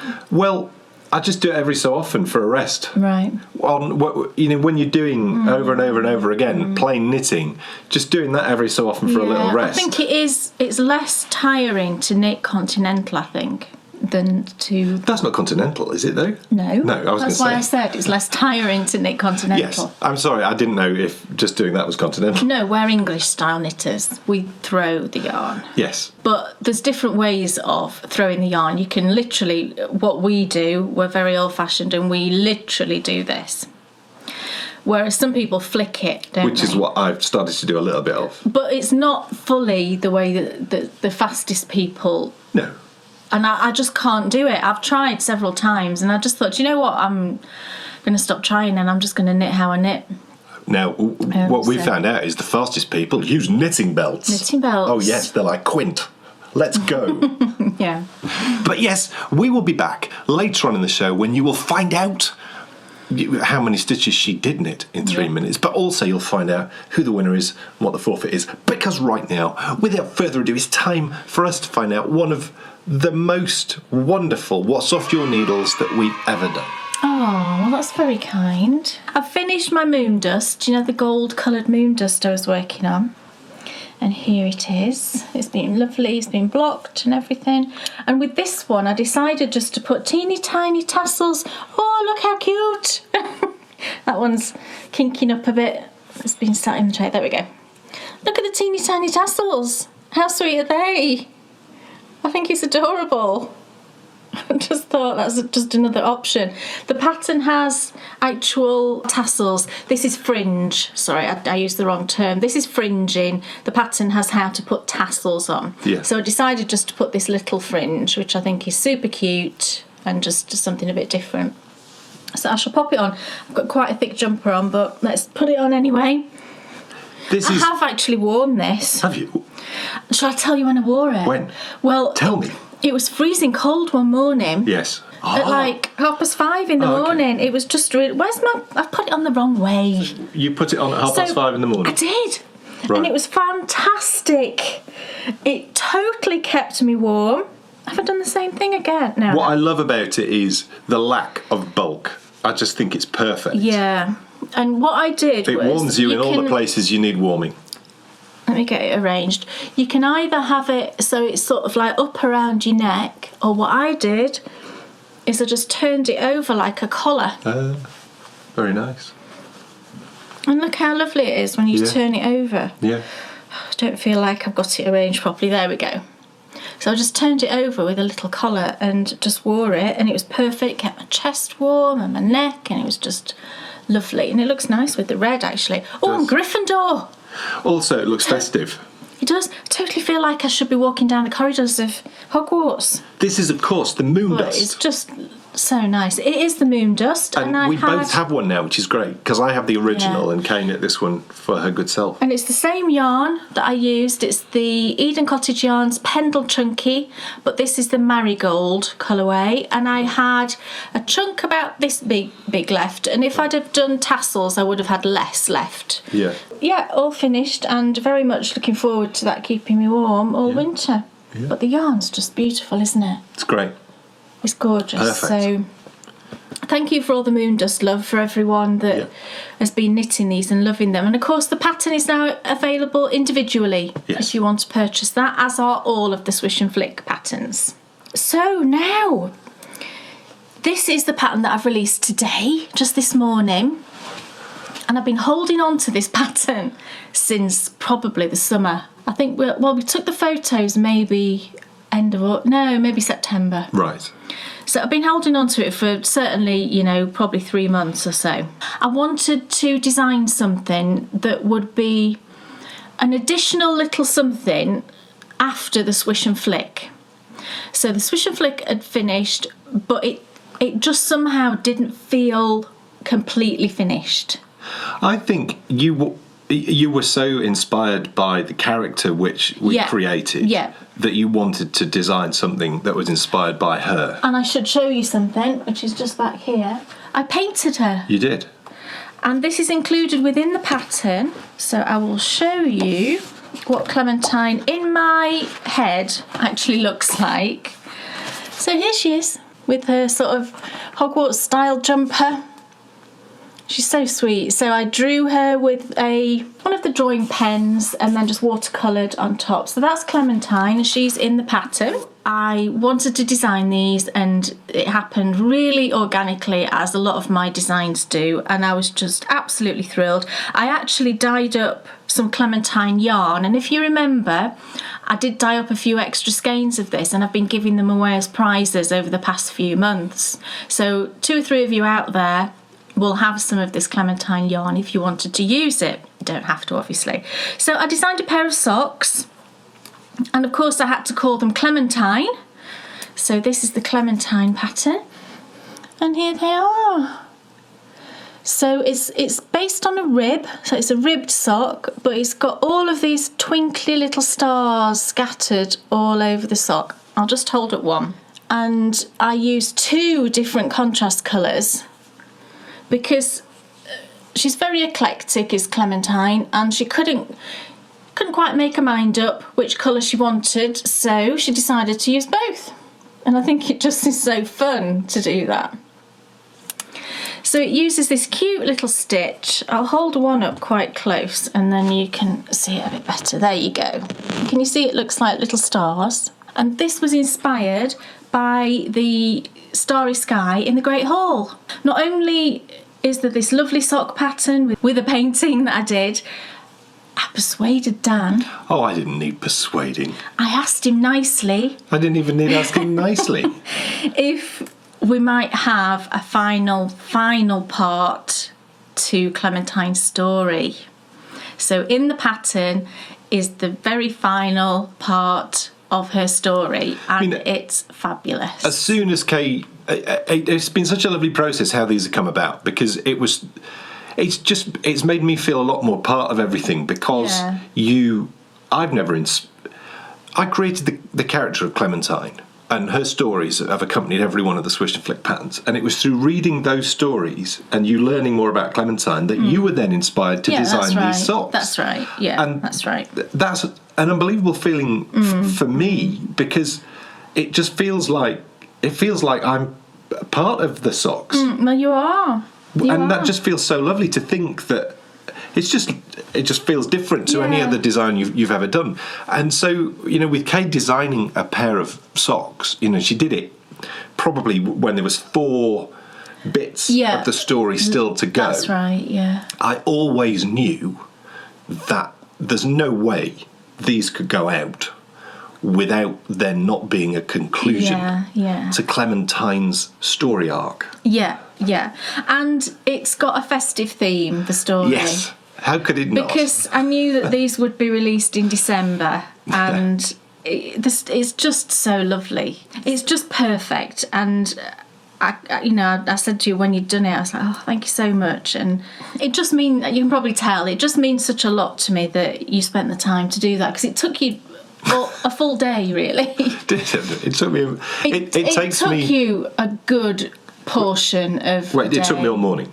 Yeah. I'd done by lunchtime. Right. So it probably took you maybe 3-4 hours then. What you take out though from that is I'd been working the story up in my head. Yeah, yes, you've got it planned in your head, haven't you? And then it's how you know what the arc is, you know the story you want to tell. Yeah. But it's then getting it into the space. That's right. Yeah, that's right. And it's just beautiful.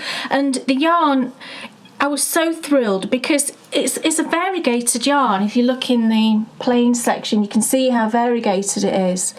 But actually, that benefits the pattern, because what happens is you get different coloured stars. You can tell a bit more on this side. Look, there's ones that are bright pink, there's ones that are yellow, there's ones that are orange.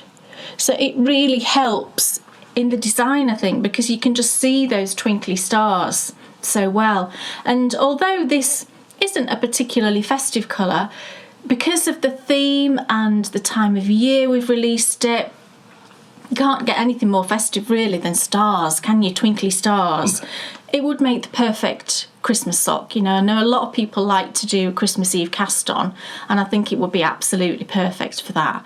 And I can see it in kind of a slightly variegated icy blues. I think that would be absolutely fantastic. Or a variegated green. Or green. Any, if you've got a yarn that you think will knit up in this kind of variegated way, something like, I've got this one up here, which was a gift from my lovely friend Gail, and I still haven't brought myself to use it. But look, like this would be perfect. Or, a lot of people, that's one of Kelly's yarns, but again, that would work really well. So, any of those kind of variegated yarns, and speckles would be good as well, but particularly yarns that are going to knit up like this, I think are perfect. And then choosing, if you want to choose 2 contrast colours like that, it was just fun to do. I just really enjoyed using 2 different colours. So they're available now. Clementine, and they're available for purchase now. And at the moment, this is the case with all of my sock patterns at the minute, you get 15% off because we're in the autumn Equisox knit along that finishes 21st of December. So up until the 21st of December, you'd get 15% off when you purchase, and it's just an automatic discount. So. What a lovely what's off your needles. Oh, thank you. I love them. I want to find out who's going to win. So I think it's time that we go and see how many stitches she knit in 3 minutes.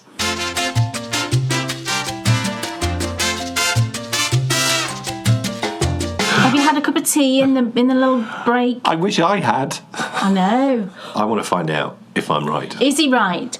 Did Hazel Tyndall knit 262 stitches in 3 minutes?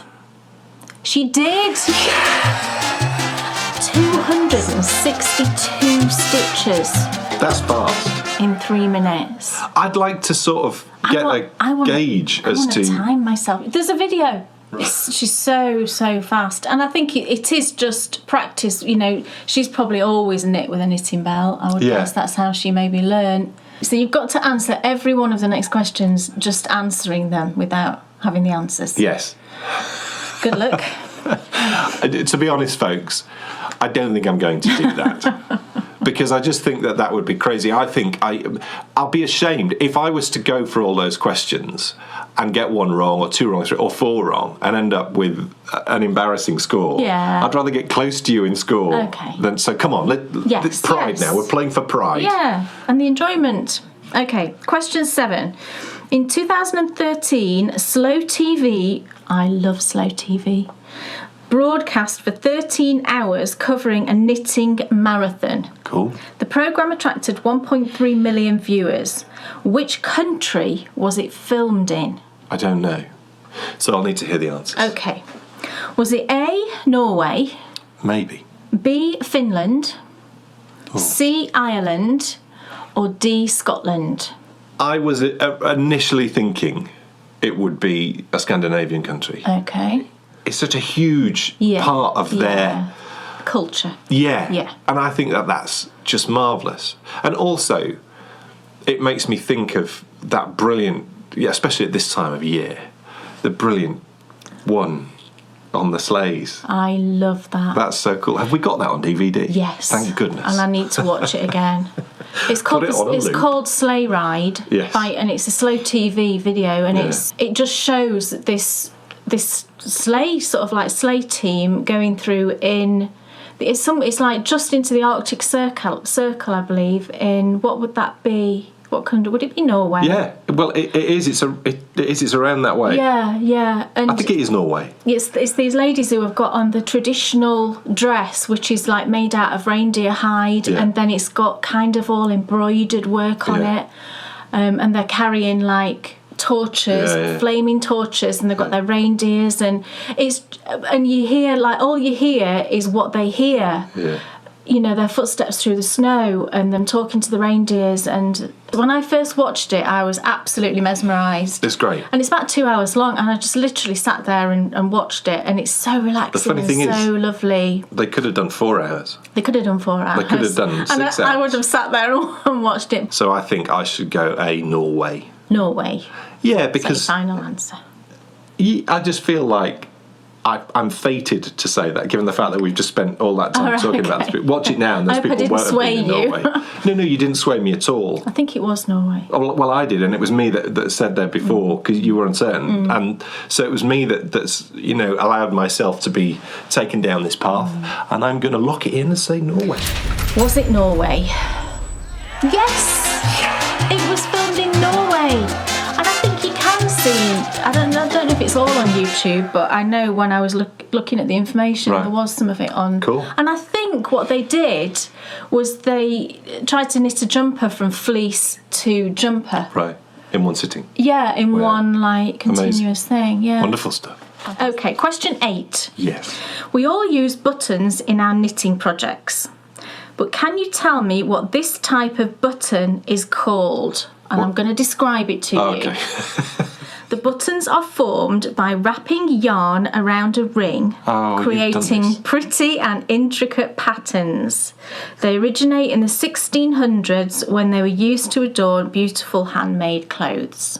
And yes, I have made one. And I wasn't concentrating closely enough because I can't remember. I knew you wouldn't remember. I do remember one thing about the process. Yeah. You didn't really enjoy it very much. I didn't really enjoy it very much. So maybe that's the reason why I've forgotten. Yeah, possibly. So you better give me the answers. Okay, is it A, a Cornwall button, No. Is it B, a Somerset button? Is it C, a Dorset button? Maybe. Or is it D, a Devon button?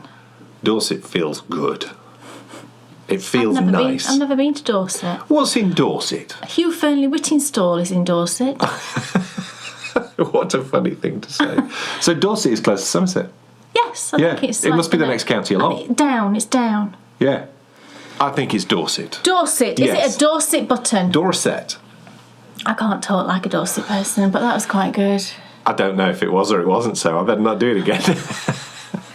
Okay, he's locked in, yes? Yes. Dorset button, is he right? Yes, he's absolutely right. Go me. And he's also right that I did make one and I found it a complete faff, I'll be honest. But you know, it just wasn't for me. Was good for the goose. But I made it. I did succeed in making it, and it was very pretty. Yeah. But it wasn't perfect, and that just got me a bit angry because Right.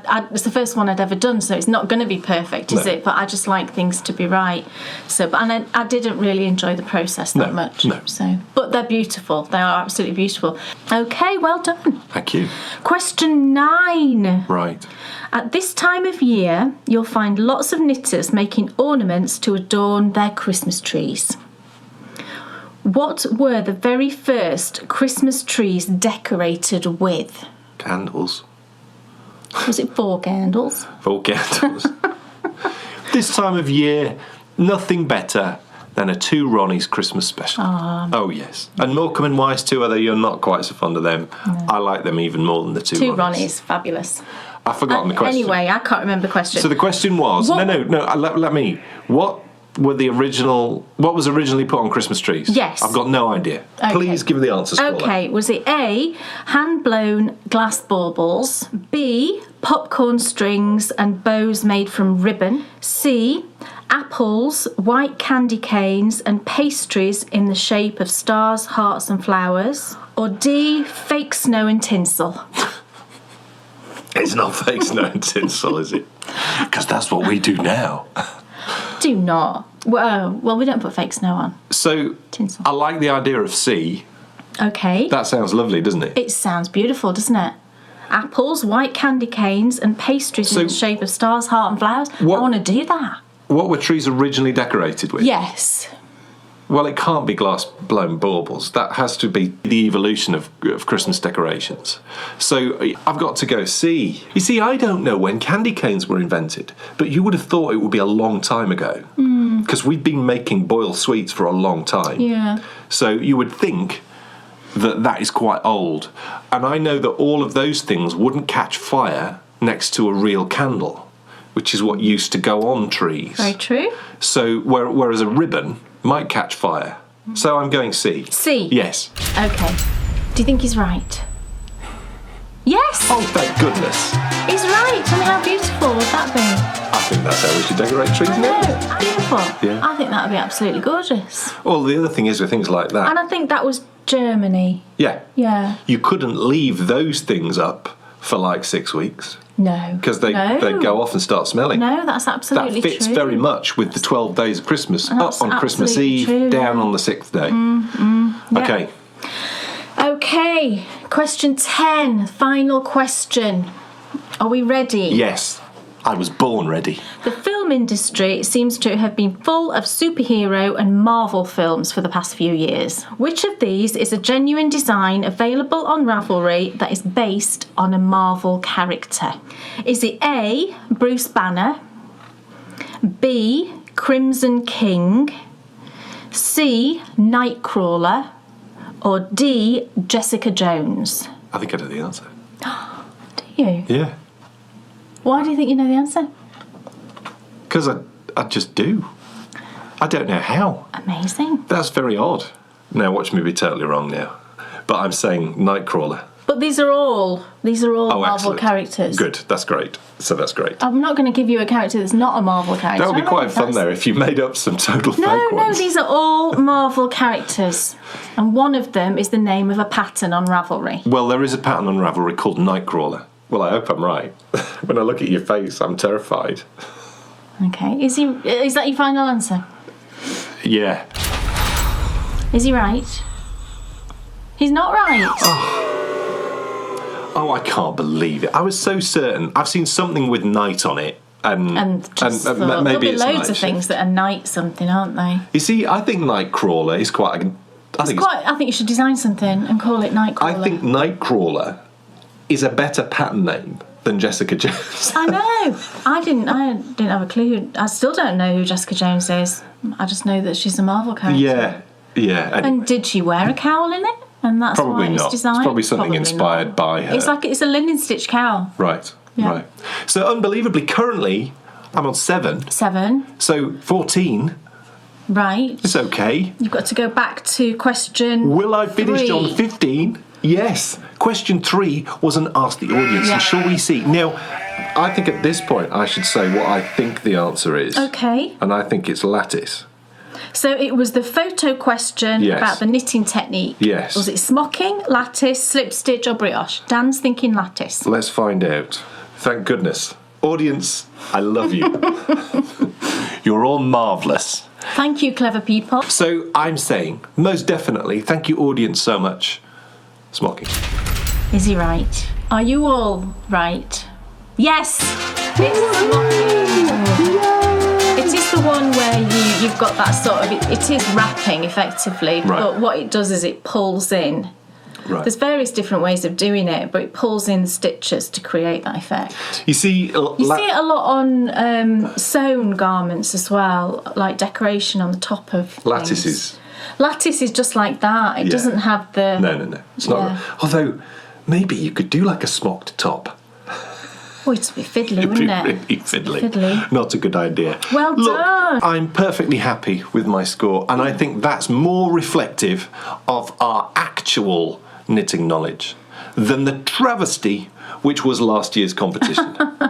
I have no idea how I possibly won last year. No. And it has been marvellous to have held the crown for pretty much a year. Yeah. But now I pass it to you. You are the champion of 2019. The one and only. I was going to sing then, but There I'm is not. nobody but you. No, I Chesney was- Hawkes. So look, knit or forfeit. There is a forfeit. And as we found out at the start of the series, the forfeit is the winner gets to choose what the loser has to knit for them. So the question is this: what is it that I will be knitting for you in 2020? I want a crown. I kind of want a knitted crown. You see, the thing is, though, this does feel right. Why? Because you're the winner. You are the champion. You Yeah. deserve a crown. Well, you put the thought into my head. Well, I say, think. Do you think? this feels right to me. Does it not feel right to you? This will I be want one. the knit or forfeit crown.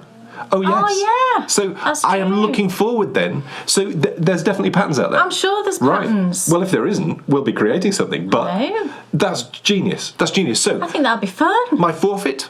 I want to wear it when we pulled Christmas crackers. I want Yes, to have my yes. knitted crown on. Look, Ryan, he'll be so For jealous. next Christmas. There's no way it's going to be ready for this Christmas. No, I'd like a knitted crown for next December, Christmas please. 2020. And This then I sounds can great. wear it when we pull crackers. I love it. I love it. Now, we've found out who the loser is. We've found out who the winner is. But there is one final question in our viewer competition. Oh, yes. And you will get to find out who is the winner of the grand prize when we hand back to ourselves in the main show. My goodness, there's the music. Thank you so much Thanks, for watching everyone. this wonderful series of Knit or Forfeit. It's been so much fun, and I'm so thrilled that you have won. Yay, me! Oh yes, what a competition. So thank you so much for watching this series. Thanks, It's everyone. been just the perfect run-up to the festive period for Super us. fun. I can't believe that we've already done 4 episodes, and that's it. That's the end of it. So thank you so much for watching, and who knows when you will see us again.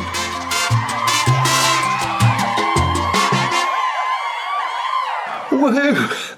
I'm thrilled. I'm absolutely thrilled. It felt all wrong last year, as I've already said. So, just desserts, and I'm enthused and excited to be knitting a crown. I want a crown! Yes, It's going to be so cool. the knit or forfeit crown. I haven't looked yet, but I'm certain I've seen patterns for knitted crowns. Excellent. And I could get some kind of like gold thread to Absolutely. hold double with like a gold coloured yarn. Yes. That would be cool, wouldn't Yeah. it? Let's do it. Or maybe just some like really sparkly, garish acrylic. It's going to be fun. It'd be great. It's going to be fun, most definitely. So, folks, I can't believe it that's the end of the series. But before the series finishes, we need to find out who won. Oh, yes. Oh, yes. First of all, let's tell them what they won. Right, so the final prize is my Swish and Flick collection. Oh, my goodness. How many patterns is that? 8. So it's 8 patterns. I drew from, we carried on Your from 2020 knitting is all sorted. I know. Yes. Yeah. So the numbers ran from like the end of the last one through to, you know, however many entries there were. Plus we added on 24 emailed entries as well. And the winner, just drawn by random number, was 398. And that was Becky Barker. Woohoo! She's Becky Barker on Ravelry, and that is Becky in Oregon. That's cool, isn't it? Yeah. Congratulations, Becky. Oregon makes me think of cowboys. Yes. Well done for getting that answer right. Yes, so Becky, if you're watching, I will just send that collection through to you on Ravelry. Cool. You don't have to do anything. I will send it through today to you. So Excellent. You might actually get that before you see this video. Cool. But, yay, well done. What a nice surprise. Yes. Cool. And that is, as I say, the end of the series. But you know what that means. That means it's time for us to finish off the year in style and start next year in style, because we're running straight into a New Adventures Christmas special. We'll be starting the new year with a New Year's Pudding Club special. Oh yes. Yeah. My goodness. The year is just flying by, because if you think about it, this series of Knit or Forfeit has lasted 4 episodes, which is the equivalent of 4 episodes of New Adventures, I know, which it's is gone really quick. It's flown. It's Gone insane. Really quick. Yeah. And did you like a couple of my festive themed Oh yes. questions? I know were that brilliant. the Christmas tree one wasn't entirely knitting related, but I seem to recall Dan had some questions that weren't entirely knitting There you go. themed. There you so go. I got my own back, and there were some camels in there. I know. It was great. So if you want to watch the gold edition of the Knit or Forfeit that you've just seen, it's extended footage, there's lots of additional outtakes, and there's all our research sources, so there's lots of additional reading. You can follow the link in the show notes below and it'll take you straight to it. Yeah. But that means it's time for the Endy Bits. The Endy Bits, right. So the first thing I've got to do is give out some more prizes. Yes. These prizes are for the Miss Potter 2 Right. knit along that we had going, that ran until the end of November. Now I'm just going to leave that thread open because it wasn't an FO thread, it was just a general chatter and post your photos thread. Right. So I'm just going to leave that open, so feel free to carry on posting, chatting away in there if you would like to. But as far as the prizes are concerned, we've now sort of cut off for that. So I've got 3 prizes to give away for that. Now it ran from numbers 2 to 205. And the first, oh, I should show, hang on, let's get the first, listen to me, hang on. I've gone all Yorkshire again. Let me just grab the first prize. You can... Yes. So the first prize is this beautiful bear bag that my lovely Sasha made. If you remember, she made extras for me. So this is the first prize, and this was won by number 204. One before the end, so that's quite cool. And I was so thrilled when I saw who this was. This is Leslie. It's Duckpool Lane. Whoa! Leslie, who's Going just up the road. It is actually. I'll throw it to you. But Leslie, who's a bag maker, has won a bag. But I think that's brilliant because I know when I used to make bags, I never used to keep any. And I bet Leslie's the same. So Leslie, you've got your own bag and it's made by Sasha. Wow. So just get in touch just to let me know you've seen this, Leslie, and then I will get that sent off to you. Well done. Congratulations. The next prize is another bag. Look and it's at this. Another Sasha bag. Because she sent me loads of the Harry Potter ones, so I had extras. So I'm using one as a prize for this, and this is gigantic. Oh, it smells lovely.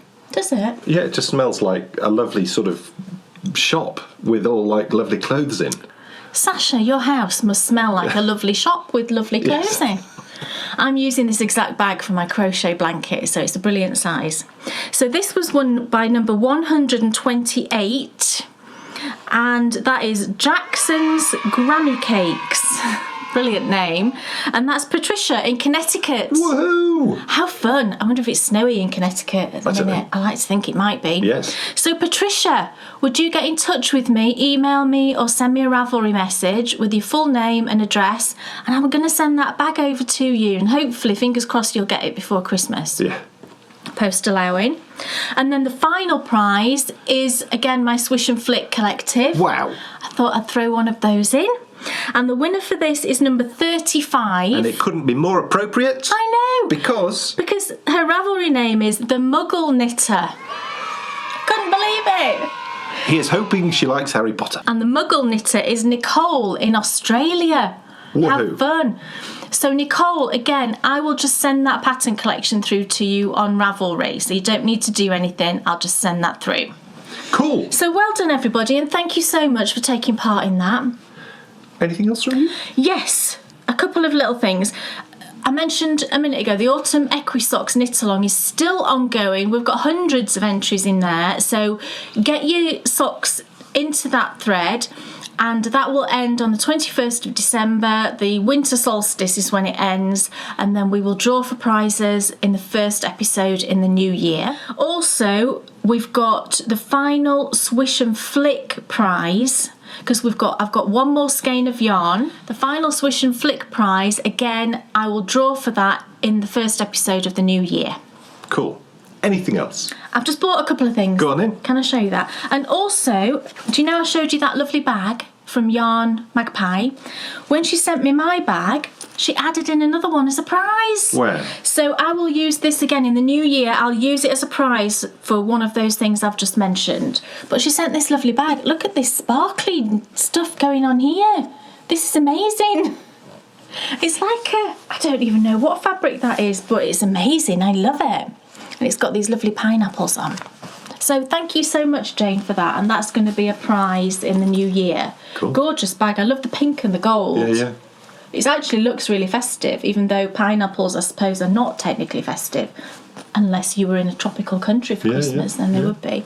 But that's fantastic. So I'm going to add that into my prize pot. Cool. And then I bought a couple of things. I mentioned the next Wildflowers mini club from lovely Sherry. This was November's. So I would have thought everybody's got theirs by now, but if you haven't, you might want to look away for a few seconds. I won't tell you what the theme is again, just in case you haven't received yours, but I'll show you the yarns. Oh my goodness. Oh, these are right up my alley. Look at those. Absolutely gorgeous. So these are November's. Oh, I love them. So this is now my 5th set, and I've got another coming for December. So I think what I'm going to do is I'm going to do a granny stripe with all of these. When I finish Bryony's, I can weigh it and work out how many that used, and then I'll be able to figure out how many minis I'll need to do a Sherry one. So that's that. And then the final thing that I bought was I managed to snag a skein of yarn in an update that I've never managed to get before, and it's Dandelion and Dogwood, and I just wanted to give her yarn a try because I'd never had a full skein before. Jules has sent me a couple of little minis that I've used and loved them, but this one I loved the colours, and it's called October Unicorn, and it's these it's soft pink with like these speckles. It's just gorgeous. It's peachy pinky. It's just lovely, and it's on her perfect sock, which is an 80/20, and this will be great for some kind of sock design, I think. Gorgeous. So I'm looking forward to using that one. All done? Yes. Excellent. Right, the Great Pyramid KAL run is coming to an end. Yes. And Runners and Walkers, that team is, of course, open to everyone. The knitting team is our Bakery Bear patrons. It's our year-long knit-along. But Runners and Walkers, we are about 1,500 miles away from the target. The target being to circumnavigate the globe so we get back to the Great Pyramid of Khufu, which the knitters are building so we can have a topping-off party and finish the year in style. So please get out and use your Runkeeper apps, track your walks and your runs so that we make it, because I do not want to miss this party. No. But the question, of course, starts to become, what's coming next year? Well, I will tell you. It is the Race to the Moon KAL. Runners and Walkers, this is going to be stretching. We have to is it 6 days it takes to get to the moon? 3 days. Oh, 3 days. I believe it takes 3 days. Okay, so we need to leave on the 28th, 29th, 30th, 31st. Yeah. So we need to, 3 days quicker than we've done this year, run and walk about 100 miles further than we'll have done this year. Yeah. So it's stretching, but achievable.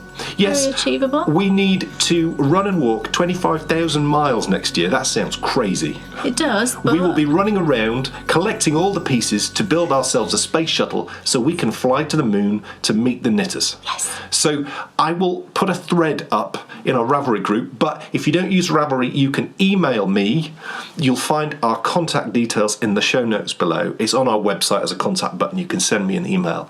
We'll be tracking it via Runkeeper again, and what I'll start doing right now is collecting email addresses for Runkeeper so that on the 1st of January 2020 I can immediately set the groups up, invite you to the groups, and we can get tracking, because we're going to need everyone's help to achieve this target. Yeah, and the space shuttle is called the Mayflower. Wow.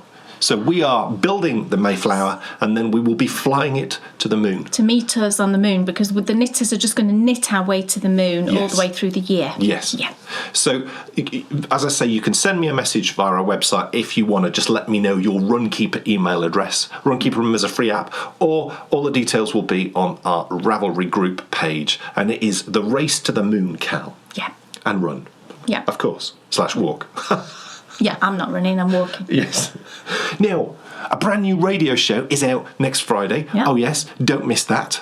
We will be talking all about, because this time of year, it's great to be a parent. So we'll be discussing our journey into parenthood. So don't miss that. That's coming on Friday next week. We will see you then in 2 weeks for episode 140, which is our Christmas special. Oh yes, we can't wait. It's going to be... I've got a Christmas jumper. Amazing. I will be wearing my Christmas jumper. Oh yes. And we will be, of course, going on our special festive new adventure. And that's all coming together right now, and it's going to be absolutely wonderful. Yes. Will we hear me singing as a choir boy? Will it work? So folks, I'm not saying anything. we'll see you in 2 weeks. We can't wait to see you then. But of course, the Advent calendar is flowing all the way through this process. Yeah. So between now and next week, between now and next episode, there'll be another 14 videos to open. You'll be well on with those socks by then. Oh yes, you most certainly will. And you'll have had adventures. Yeah. And you will have come with us. Oh no, you won't have had Christmas dinner with us yet. Oh, right, Because no, that's a little bit later. Oh yes, we have a rather epic Christmas dinner booked. Yes. Don't miss that. Oh my goodness. Looks like it's going to be yummy. It does. So thank you so much for watching. Thanks, everyone. Merry Christmas, everyone. Yeah. And we'll see you in 2 weeks for See you more. soon. Sitting and knitting, extending K the bakery prayers. Enthusiasm's not quitting, pretending K the bakery prayers. They'll take you to fabulous places of which their favorites they'll share. You better buy a pattern and knit yourself a bakery bear. You'll find yourself in a castle while watching the bakery bears. It never feels like a hassle to sit and watch the bakery bears. What's on your shelf or what's in your oven, or maybe a shawl you'll want to wear. So sit yourself right down